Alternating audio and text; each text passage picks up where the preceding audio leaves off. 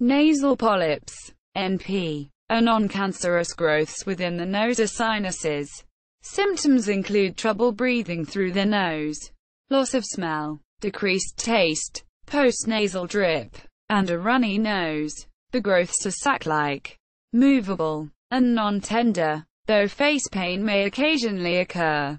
They typically occur in both nostrils in those who are affected. Complications may include sinusitis and broadening of the nose. The exact cause is unclear. They may be related to chronic inflammation of the lining of the sinuses. They occur more commonly among people who have allergies, cystic fibrosis, aspirin sensitivity, or certain infections. The polyp itself represents an overgrowth of the mucous membranes. Diagnosis may occur by looking up the nose. A CT scan may be used to determine the number of polyps and help plan surgery. Treatment is typically with steroids, often in the form of a nasal spray. If this is not effective, surgery may be considered. The condition often recurs following surgery. Thus, continued use of a steroid nasal sprays is often recommended. Antihistamines may help with symptoms but do not change the underlying disease. Antibiotics are not required for treatment unless an infection occurs. About 4% of people currently have nasal polyps, while up to 40% of people develop them at some point in their life. They most often occur after the age of 20 and are more frequent in males than females. Nasal polyps have been described since at least the time of the ancient Egyptians. Signs and symptoms. Symptoms of polyps include nasal congestion, sinusitis, loss of smell, thick nasal discharge, facial pressure, nasal speech, and mouth breathing. Recurrent sinusitis can result from polyps. Long-term nasal polyps can cause destruction of the nasal bones and widening of the nose. As polyps grow larger, they eventually prolapse into the nasal cavity, resulting in symptoms. The most prominent symptoms of nasal polyps result blockage of the nasal passage. People with nasal polyps due to aspirin intolerance often have symptoms known as Samter's triad, which consists of asthma worse with aspirin, a skin rash caused by aspirin, and chronic nasal polyps. Causes. The exact cause of nasal polyps is unclear. They are, however, commonly associated with conditions that cause long-term inflammation of the sinuses. This includes chronic rhinosinusitis, asthma, aspirin sensitivity, and cystic fibrosis. Various additional diseases associated with polyp formation include chronic rhinosinusitis is a common medical condition characterized by symptoms of sinus inflammation lasting at least 12 weeks. The cause is unknown and the role of microorganisms remains unclear. It can be classified as either with or without nasal polyposis. Cystic fibrosis, CF, is the most common cause of nasal polyps in children. Therefore, any child under 12 to 20 years old with nasal polyps should be tested for CF. Half of people with CF will experience extensive polyps leading to nasal obstruction and requiring aggressive management. Types. There are two primary types of nasal polyps: ethmoidal and antrochoanal. Ethmoidal polyps arise from the ethmoid sinuses and extend through the middle meatus into the nasal cavity. Antrochoanal polyps usually arise in the maxillary sinus and extend into the nasopharynx and represent only 4 to 6% of all nasal polyps.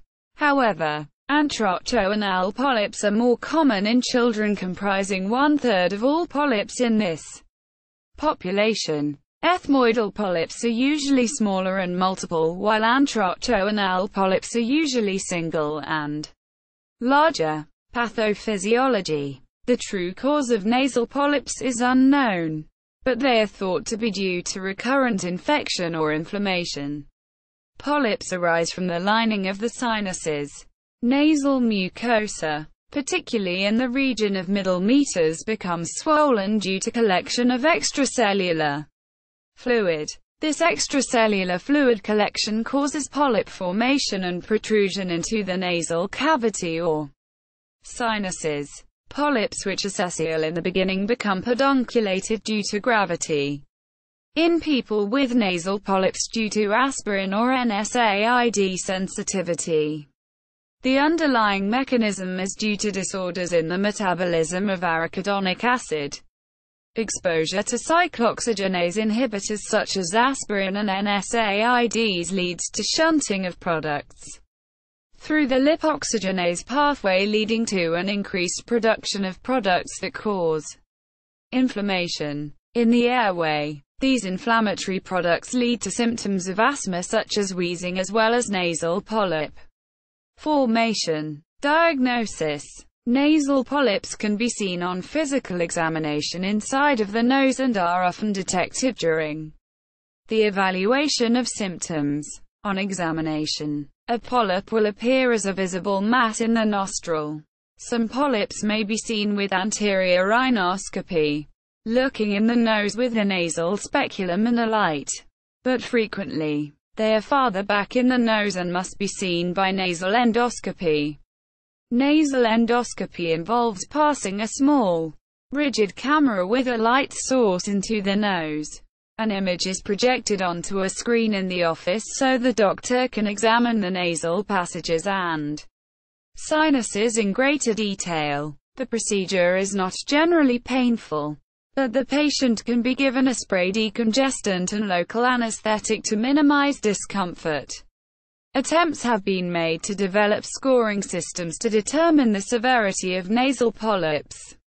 Proposed staging systems take into account the extent of polyps seen on endoscopic exam and the number of sinuses affected on CT imaging. This staging system is only partially validated, but in the future, may be useful for communicating the severity of disease, assessing treatment response, and planning treatment. CT scan. CT scan can show the full extent of the polyp, which may not be fully appreciated with physical examination alone. Imaging is also required for planning surgical treatment. On a CT scan, a nasal polyp generally has an attenuation of 10 to 18 Hounsfield units, which is similar to that of mucus. Nasal polyps may have calcification. Histology. On histologic examination, nasal polyps consist of hyperplastic edematous, excess fluid, connective tissue with some seromucous glands and cells representing inflammation, mostly neutrophils and eosinophils. Polyps have virtually no neurons. Therefore, the tissue that makes up the polyp does not have any tissue sensation and the polyp itself will not be painful. In early stages, the surface of the nasal polyp is covered by normal respiratory epithelium, but later it undergoes metaplastic change to squamous-type epithelium with the constant irritation and inflammation. The submucosa shows large intercellular spaces filled with serous fluid. Differential diagnosis. Other disorders can mimic the appearance of nasal polyps and should be considered if a mass is seen on exam. Examples include encephalocele, glioma, inverted papilloma, and cancer. Early biopsy is recommended for unilateral nasal polyps to rule out more serious conditions such as cancer, inverted papilloma, or fungal sinusitis. Treatment. The first line of treatment for nasal polyps is topical steroids. Steroids decrease the inflammation of the sinus mucosa to decrease the size of the polyps and improve symptoms. Topical preparations are preferred in the form of a nasal spray, but are often ineffective for people with many polyps. Steroids by mouth often provide drastic symptom relief, but should not be taken for long periods of time due to their side effects. Because steroids only shrink the size and swelling of the polyp, people often have recurrence of symptoms once the steroids are stopped. Decongestants do not shrink the polyps, but can decrease swelling and provide some relief. Antibiotics are only recommended if the person has a co-occurring bacterial infection. In people with nasal polyps caused by aspirin or NSAIDs, avoidance of these medications will help with symptoms. Aspirin desensitization has also been shown to be beneficial. Surgery. Endoscopic sinus surgery with removal of polyps is often very effective for most people, providing rapid symptom relief. Endoscopic sinus surgery is minimally invasive and is done entirely through the nostril with the help of a camera. Surgery should be considered for those with complete nasal obstruction, uncontrolled runny nose, nasal deformity caused by polyps, or continued symptoms despite medical management.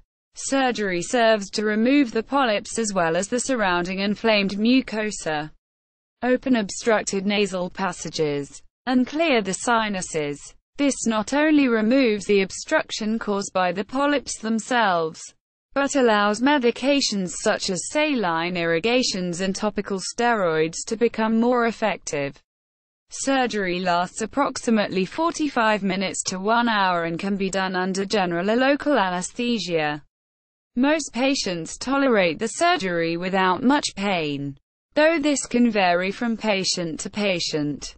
The patient should expect some discomfort, congestion, and drainage from the nose in the first few days after surgery, but this should be mild.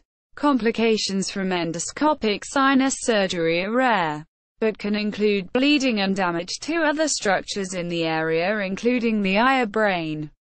Many physicians recommend a course of oral steroids prior to surgery to reduce mucosal inflammation, decrease bleeding during surgery, and help with visualization of the polyps. Nasal steroid sprays should be used preventatively after surgery to delay or prevent recurrence. People often have recurrence of polyps even following surgery.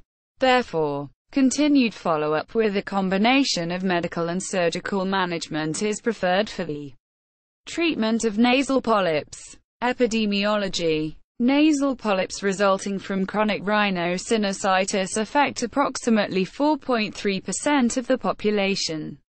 Nasal polyps occur more frequently in men than women and are more common as people get older, increasing drastically after the age of 40. Of people with chronic rhinosinusitis, 10% to 54% also have allergies. An estimated 40% to 80% of people with sensitivity to aspirin will develop nasal polyposis. In people with cystic fibrosis, nasal polyps are noted in 37% to 48%.